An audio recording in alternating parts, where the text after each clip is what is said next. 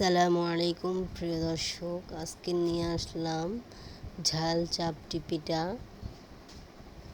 যারা পছন্দ করে অনেকেই বানাইতে পারে না, কাইটা ভালো মতো হয় না, তাই আজকে আপনাদেরকে পুরো প্রসেসটা দেখিয়ে দিব।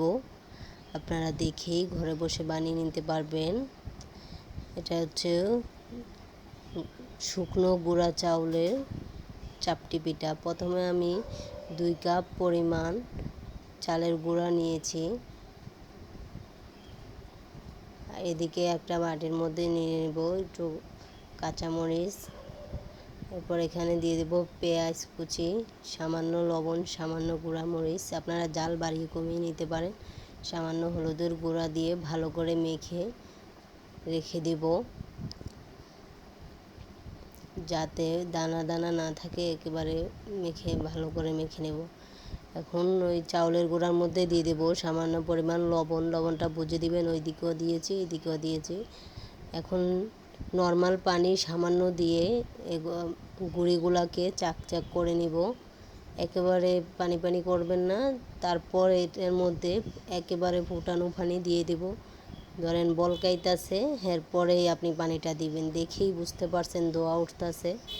একেবারে বলকানো পানিটা দিবেন, যাতে করে আমাদের মিহিটা ভালো মতো হয়। আমি আর একটু পানি দিয়ে দিচ্ছি, দিয়ে নেড়ে ছেড়ে ভালো করে একটা ডো তৈরি করে নেব। যে ডোটা যেন একেবারে পাতলাও না হয়, একেবারে ঘনও না হয়, তাহলেই পিঠাটা পারফেক্ট হবে। আপনারা দেখেই বুঝতে পারছেন, এখানে বলার কিছু নেই। আমার চ্যানেলটা নতুন, সবাই সাবস্ক্রাইব করে দিবেন, যাতে আপনাদের জন্য আরও নতুন নতুন খাবার নিয়ে আসতে পারি। তারপর ওই মশলাগুলো এখানে দিয়ে দিব, দিয়ে মিশিয়ে নিব। আপনারা এখানে চাইলে একটা ডিমও দিতে পারেন। আমি আজকে ডিম ছাড়াই করে দেখব আমার পিঠাটা কেমন হয়। শেষ পর্যন্ত সাথে থাকবেন।